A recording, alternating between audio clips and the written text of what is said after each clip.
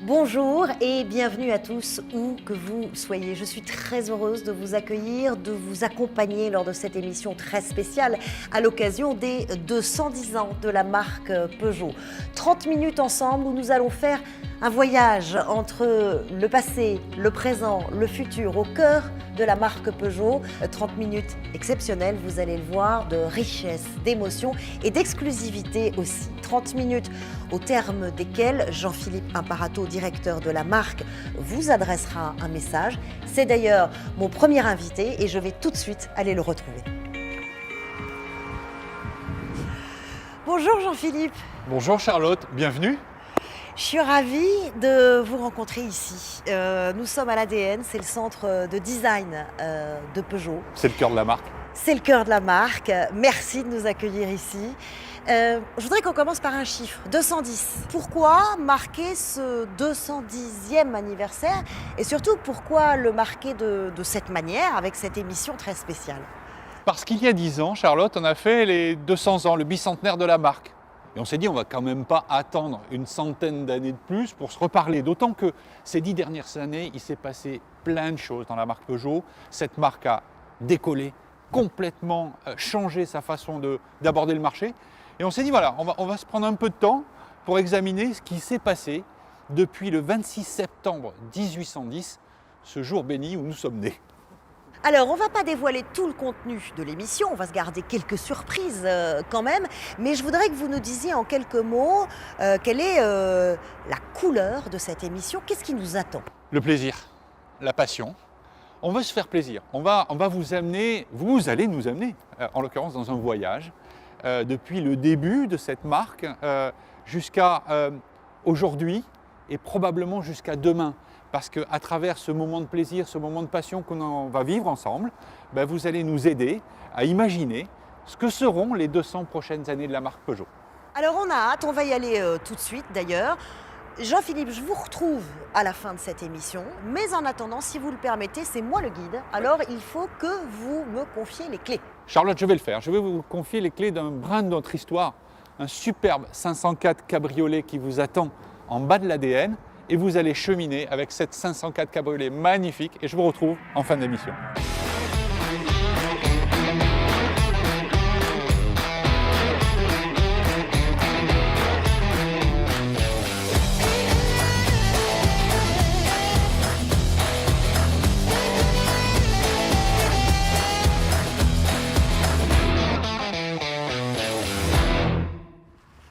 Bonjour Xavier. Bonjour Charlotte, bienvenue. Merci de nous accueillir ici, dans ce site, ce centre des archives de Terre Blanche. C'est un privilège, c'est même une exclusivité. C'est quoi ce centre des archives? Qu'abrite-t-il? Pour commencer, c'est certainement l'endroit qui est le plus proche de là où tout a commencé. Nous sommes à 3 km de ce qu'était le moulin de Soucratet, qui a vu en fait la naissance de l'épopée industrielle de Peugeot.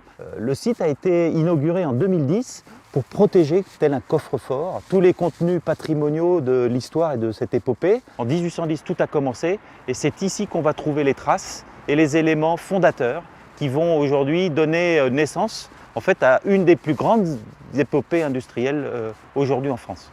Bon, alors je brûle d'impatience, donc vous m'emmenez? Je vous propose de venir. Je vous suis, vous on êtes y la va. bienvenue.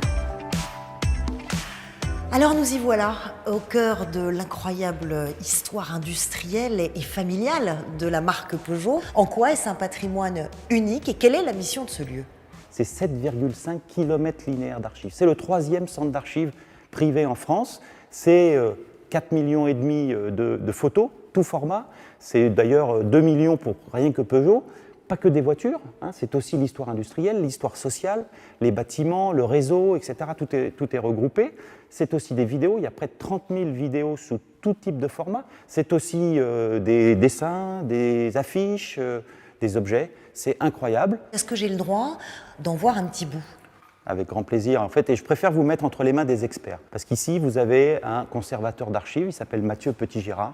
C'est lui qui est le responsable de la conservation. Je vais tout de suite aller le retrouver. Merci beaucoup.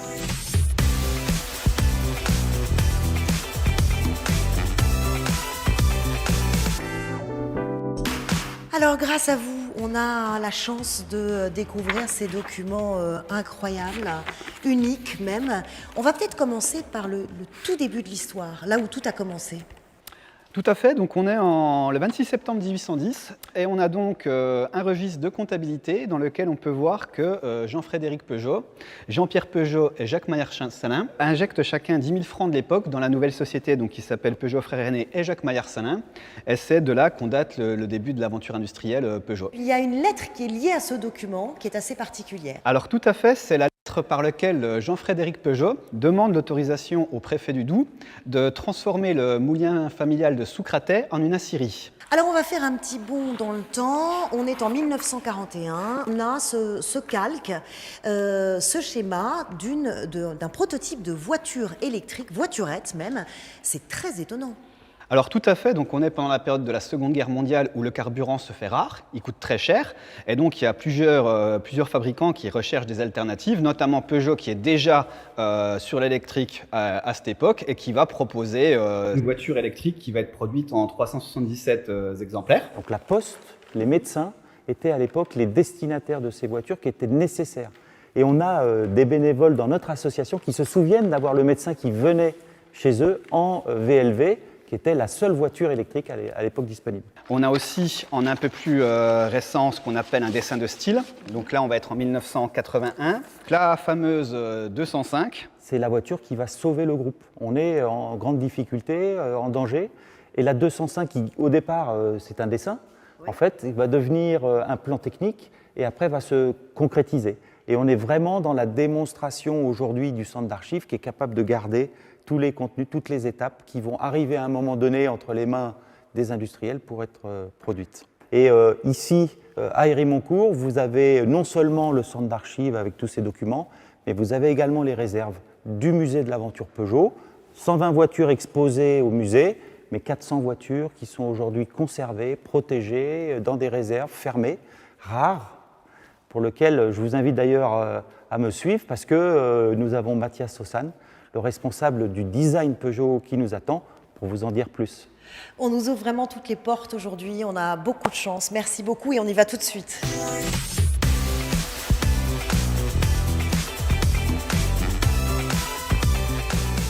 Bonjour Mathias. Bonjour.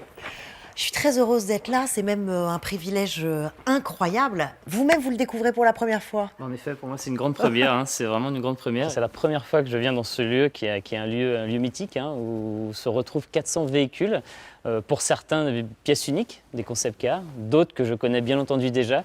Et c'est vrai que c'est beaucoup d'émotions, en tout cas, d'être à la rencontre de tous ces véhicules. Il y a des prototypes, il y a des voitures de sport et il y a aussi ces modèles cultes, ces modèles qui sont restés dans l'histoire.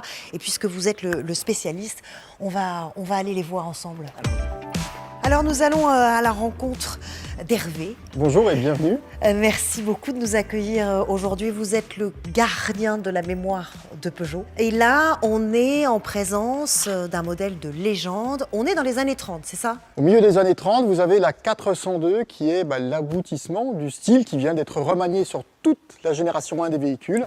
Et là, on arrive sur la génération 2 avec la 402. Cette 402, ce qui est très intéressant, c'est quelque part, c'est l'alliance de l'aérodynamisme et du style. Un des exemples, j'ai envie de dire, le plus emblématique, c'est cette calandre. Hein. C'est le fait que les projecteurs ne soient plus sur les ailes, comme on l'avait auparavant, et ce qui lui donne un attrait, une esthétique complètement unique.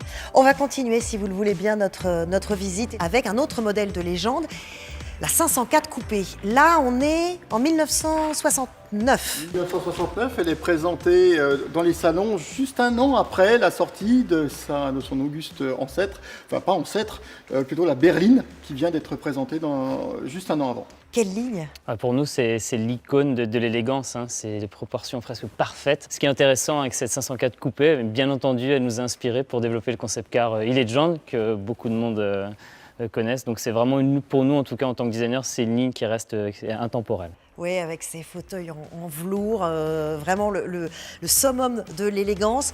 On va faire un bond en avant et la 205. Alors c'est vraiment toute une époque. C'est la voiture d'une génération, Hervé. Oui, et en plus, elle est bien particulière cette 205 parce qu'elle arrive à un moment clé de l'histoire de la marque. Et en plus, comme toutes les planètes étaient bien alignées, la version compétition a été présentée à un jour de la version tourisme. Donc tout était là pour en faire un grand succès.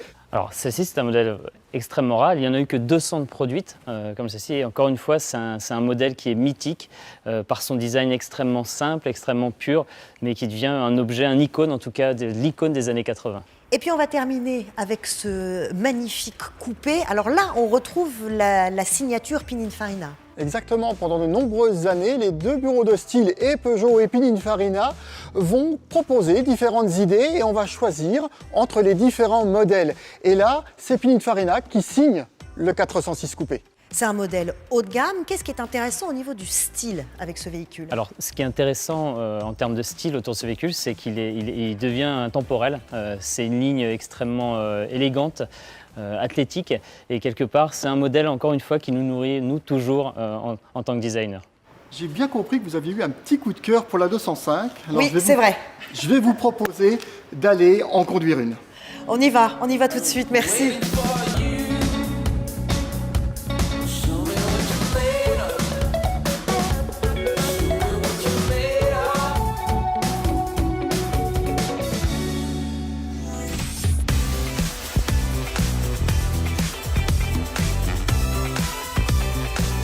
Bonjour Anne-Lise. Bonjour Charlotte. Bonjour Gianmarco. Bonjour Charlotte.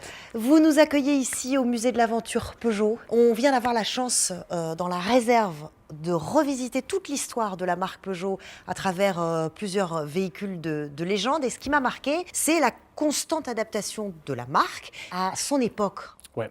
Une marque qui a traversé deux révolutions industrielles. En plus de 200 ans, la marque a toujours développé ses activités autour de la passion et de la recherche de la technologie. C'est vrai que si on revient aux origines de la marque Peugeot, on faisait quand même des moulins à café. On est passé après à l'acier, au tricycle à vapeur, au vélo et enfin à la voiture. Et même sur la voiture, ce qu'on voit, c'est qu'on a toujours cherché à s'adapter au contexte, aux besoins de nos clients et de voir comment on pouvait toujours leur garantir une liberté de mouvement sans limite. Peugeot qui a notamment fait le bond de l'électrique dès 1941, ça c'est très étonnant. C'est vrai, le premier véhicule électrique de la marque Peugeot, la VLV, qui venait là répondre à un manque de carburant pendant la guerre. Oui, et sinon on peut citer les années 70. Il y avait la crise pétrolière, le flambé du prix du pétrole, et donc Peugeot a investi sur le diesel. Ou sinon, dans les années 90, quand la marque a lancé la 106 électrique, qui avait des coûts d'exploitation encore élevés, a déployé le premier système d'autopartage. Et encore aujourd'hui, on essaye d'anticiper le contexte de demain, par exemple la fermeture des centres-villes aux véhicules thermiques. Et donc d'où l'importance d'avoir une gamme électrifiée très solide et complète. Une gamme solide et qui s'adapte où on a le choix, mais qu'est-ce qui différencie un véhicule électrique Peugeot d'un autre véhicule électrique? Tout d'abord, c'est la simplicité. Pour un client, c'est facile chez Peugeot. Il peut choisir les modèles, il peut choisir la silhouette qu'il préfère et après, en fonction de ses besoins, la motorisation la plus adaptée. Thermique, diesel ou essence, ou électrifié, 100% électrique ou hybride rechargeable. C'est ça que chez Peugeot on appelle le Power of Choice. Et en fait, ça c'est possible grâce à un choix industriel qu'on a fait d'une plateforme multi-énergie. Sur une même ligne de production, on peut produire le même véhicule, quelle que soit sa motorisation. Oui, et de plus, pour accompagner nos clients dans cette transition vers l'électrique, nous avons développé un écosystème de services complet qui se base sur 3 piliers principaux. C'est la recharge, c'est la mobilité et c'est la réassurance. On voit bien, hein, on entend qu'il faut tout faire pour attirer le client vers l'électrique. Pour ceux qui auraient encore peur, quel gage peut offrir Peugeot ? D'abord, on doit les rassurer parce qu'il y a un contrat de bac qu'on doit remplir, mais après, il faut aussi les séduire avec la performance. Et donc, la i208, elle est capable de faire 0-100 en 8,1 secondes et la 3008 hybride 4 est capable de faire, d'avoir 300 chevaux, d'avoir les 4x4. Et c'est du plaisir qui donne par exemple la 508 Peugeot Sport Engineered qui est capable de coupler la performance ultime avec l'éco-sensibilité. Eh ben, ça m'a donné envie de les essayer, ces voitures. Donc je vais vous laisser et je vais y aller.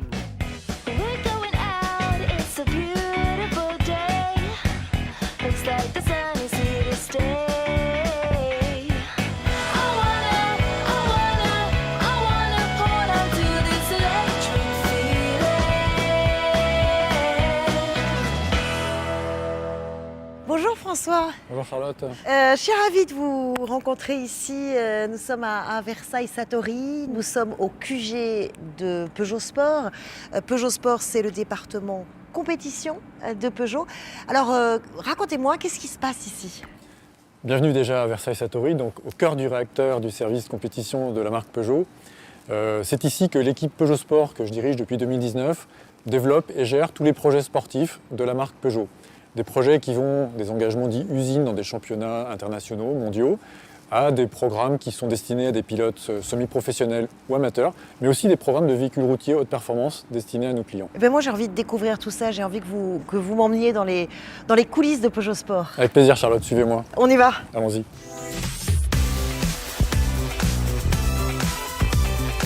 Peugeot Sport, c'est une histoire très riche, c'est surtout une histoire très ancienne. Tout à fait. Cette histoire elle remonte à plus de 100 ans. Si on remonte l'histoire, on se retrouve dans les années 1910 avec des victoires à Indianapolis, 3 victoires qui étaient quelque chose d'extraordinaire pour l'époque. Et effectivement, Peugeot a une histoire sportive assez incroyable de par le nombre de disciplines couvertes dans lesquelles Peugeot a gagné. Beaucoup de catégories, beaucoup de palmarès. Est-ce que vous pouvez nous aider à retracer les grandes étapes? Tout à fait. Alors, Peugeot, au-delà de Indianapolis, a vraiment marqué de son empreinte le monde du rallye. Les rallyes africains dans les années 60-70, comme cette 504, c'était vraiment emblématique, de magnifiques victoires. Ensuite, il y a eu la période du championnat du monde des rallyes avec 2 périodes, la période 205 Turbo 16 dans les années 80 et ensuite dans les années 2000 la période 206 WRC avec des très grands noms du rallye, Vatanen, Salonen, Kankkunen, Sabi, vraiment une grosse réussite. Ensuite, on a eu la grande épopée du Dakar, là aussi en 2 périodes, bien sûr, 205 Turbo 16, 405 Turbo 16, puis les DKR, les 2008 et 3008 DKR. Au total, 7 victoires, là aussi, beaucoup de pilotes emblématiques, si je cite les derniers, Peter Hansel, Sébastien Loeb, Carlos Sainz. Compétition plus originale aussi, Pikes Peak par exemple? Exactement, on a eu 2 périodes à Pikes Peak dans les années 80 de la même manière, avec 2 victoires, avec une 405 Turbo 16 emblématique, avec un film dont tout le monde se rappelle, qui était très spectaculaire. Et puis on y est retourné en 2013 avec le 208 Turbo 16 et Sébastien Loeb, là aussi victoire avec un chrono époustouflant dont tout le monde se rappelle, qui a fait un temps extraordinaire, qui a vraiment marqué l'époque. Des souvenirs très forts, mais évidemment, Peugeot Sport, c'est les grandes heures du Mans. Stéphane Sarrazin nous a fait la joie de venir nous rejoindre aujourd'hui. Merci beaucoup d'être là avec nous. François, je vais peut-être vous laisser nous le présenter, vous le ferez mieux que moi. Tout à fait. Donc, Stéphane, c'est un pilote remarquable. C'est un pilote qui a la particularité d'être brillant sur plusieurs surfaces. Pilote en Formule 1, pilote en WRC et pilote avec nous en endurance sur la 908.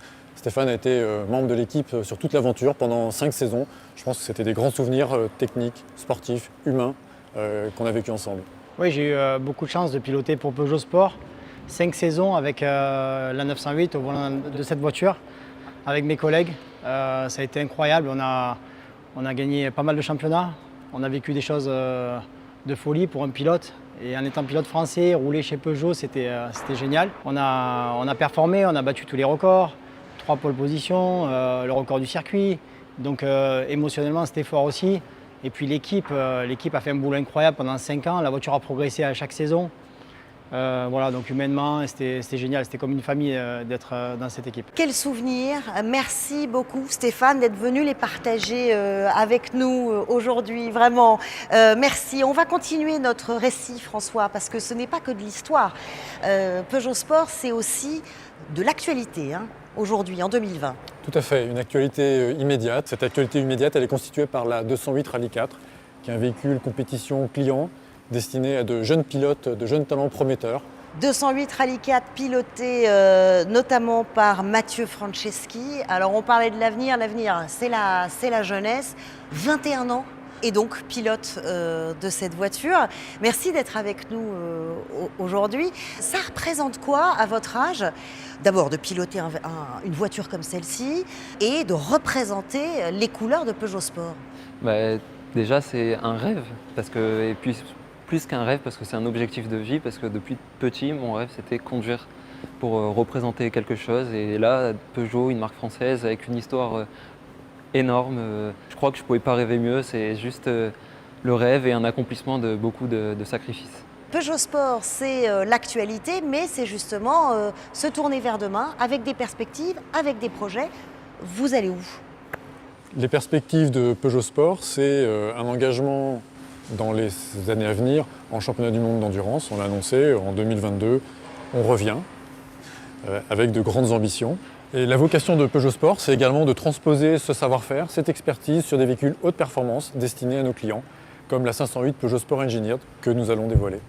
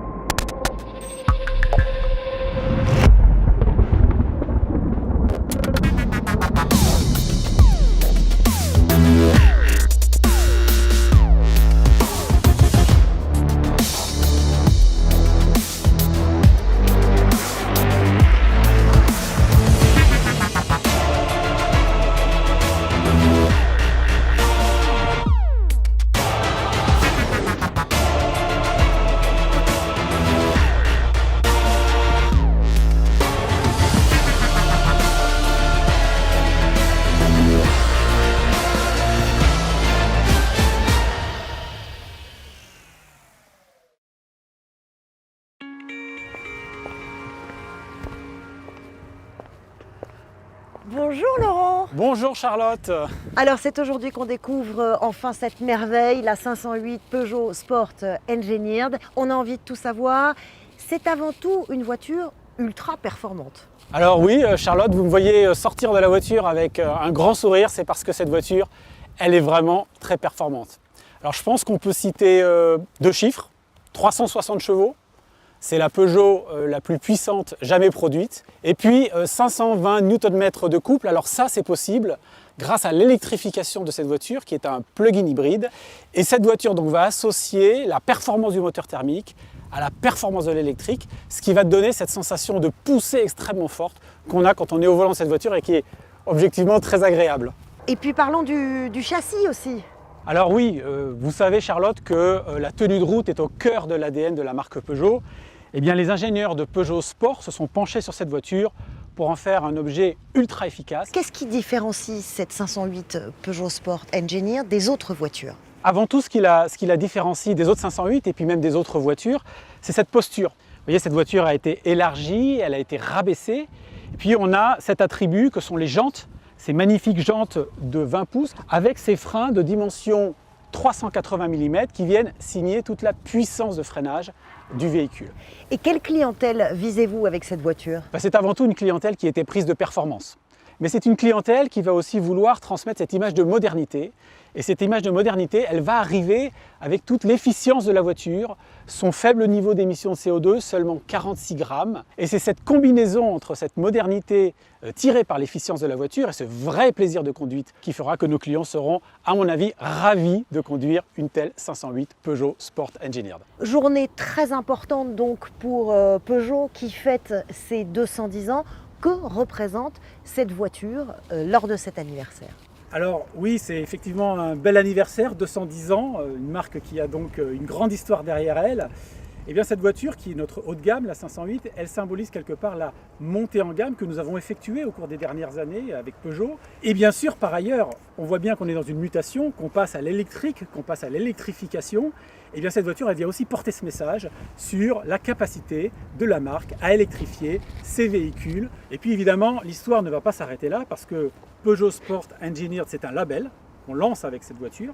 Mais bien sûr, il y aura des surprises à l'avenir. Alors je ne peux pas tout vous dire. Mais pour cela, je vous propose de retrouver Charlotte, Jean-Philippe Imparato à l'ADN. Eh ben, je vais y aller tout de suite. Et je vous remercie pour cette belle découverte. Merci.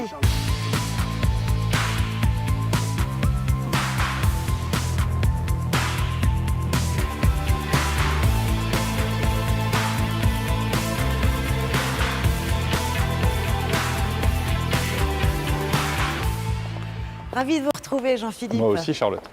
On vient de vivre ensemble un magnifique voyage à travers l'histoire de la marque Peugeot. Voyage qui nous a emmenés d'hier à demain. Qu'est-ce qui vous a marqué? Qu'est-ce qu'on peut en retenir? Charlotte, cette marque est indestructible. Cette marque est indestructible parce qu'elle est passionnée. Durant ces 210 ans, on a traversé un nombre d'épreuves absolument incroyables. Incroyables. de toute nature, technologique, sociale, sociétale. On a tout vécu et on est là après 210 ans, l'une des 3 marques les plus anciennes du monde. Durant toutes ces années, on a mis la marque au-dessus à la fois du produit, de ses dirigeants, de ses structures juridiques, voire même de certains États. Et c'est ça qui fait cette marque Peugeot. Une grande fierté, vous l'avez dit, et c'est d'ailleurs ce qui m'a marqué au fil de mes rencontres, c'est que la marque Peugeot non seulement résiste, mais se réinvente sans cesse depuis plus de 200 ans. À quoi va ressembler Peugeot demain? Alors, bon, on a vécu ces 10 dernières années des changements qui, de mon point de vue, sont de l'ordre du siècle. C'est-à-dire qu'on a fait un chemin en 10 ans assez extraordinaire. On ne va pas changer une stratégie qui fonctionne. Dans les prochaines années, on va continuer à faire quoi? On va continuer à faire monter en gamme cette marque. Parce que les clients nous le demandent. C'est le premier sujet. Le deuxième sujet, on va continuer notre bascule, je dirais, digitale, parce que c'est l'avenir, et électrique, parce que c'est ce que nous demande le monde. C'est ça qu'on va faire dans les prochaines années, et on aura toujours l'obsession de la qualité, produit, service. Parce que celui qui nous fait vivre, c'est le client. Voilà Peugeot et son futur dans les prochaines années. Et on top de tout ça, on va se faire plaisir. Parce que pour nous, on ne se lève pas le matin pour s'ennuyer et on a envie chez Peugeot de se faire plaisir. C'est ça l'esprit de ces prochaines années. L'esprit de ces prochaines années, alors ça va se traduire comment pour le réseau en termes d'objectifs? Alors, je pense que le réseau va partager et partage depuis maintenant 200 ans. L'objectif, à très court terme, ça va être quoi? Évidemment, on met au-dessus qualité, produit et service. Et pour eux, c'est l'expérience client. Je veux me faire plaisir quand je viens chez toi, monsieur le concessionnaire. Ça, c'est le premier sujet. Et puis, c'est la défense du réseau. La défense du réseau, elle passe par une bascule vers la digitalisation de leur activité. C'est-à-dire que si on veut être vivant dans les 10 prochaines années, je ne parle même pas des 200 prochaines années, il faut que le réseau soit capable de faire ce switch vers le digital, vers la vente en ligne, vers ce qui fait que nos gamins, un jour, leur achèteront des voitures ou viendront faire entretenir les voitures chez eux. Ça, c'est absolument clé. Qualité, digital, et on poursuit ensemble l'électrification de la marque, parce que c'est ce que nous demande la communauté européenne aujourd'hui. En 2030, CO2 divise 2, ça passe par une électrification massive de notre affaire. Donc qualité, client et électrique sont les 3 grands objectifs réseau que partage évidemment la marque. L'électrification, justement, vous en parlez. Pour résumer, on en est où aujourd'hui et on va où? Alors, on en est où? Réponse simple, on est dans le match. 7 lancements électriques en 2020 pour la partie des véhicules particuliers. Peugeot a un coup d'avance sur plein de gens autour de nous qui parlent de l'électrique mais qui n'en font pas. 508 Peugeot Sport Engineer, le premier applicateur de quelque chose qui s'appelle j'ai quasiment 400 chevaux sous le pied, et j'ai moins de 50 grammes de CO2 en face de moi. C'est-à-dire que je sais conjuguer respect de l'environnement, plaisir et performance. Vous allez voir les prestations qui vont être ressenties par nos clients à travers cette voiture. Donc on se fait plaisir. Mais ce n'est pas tout. On se dit que Peugeot et le sport, c'est une longue histoire, et Peugeot et le sport, ça doit continuer. Donc on retourne au Mans. Vous allez nous voir dans les prochaines années, on bosse comme des malades là-dessus.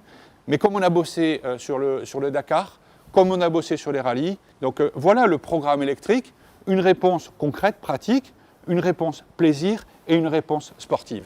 Et là encore, sur cette question de l'électrique, quel message vous voulez faire passer au réseau? Formez-vous, intégrez ce changement en matière de vente, mais pas que, intégrer ce changement en matière de pièces de rechange, en matière d'après-vente, parce que c'est juste ce qui va écrire le futur des gamins qui rentrent chez nous comme apprentis aujourd'hui dans les 30 ans qui viennent. Dans les 30 ans qui viennent, vous n'allez pas leur expliquer le thermique. Parce que ça, c'est fini dans 10 ans. En revanche, s'il vous plaît, parce que notre responsabilité sociétale est là, faites en sorte que vos gars, vos équipes, vos gamins qui rentrent chez vous prennent ce chemin vers l'électrification. Je pense que c'est ça qu'il faut que l'on fasse ensemble. Et c'est une responsabilité commune entre la marque, évidemment, et son réseau. Jean-Philippe, si on regarde hors de l'Europe, comment se situe Peugeot? Quels sont les projets, les objectifs pour demain? Je dirais être partout.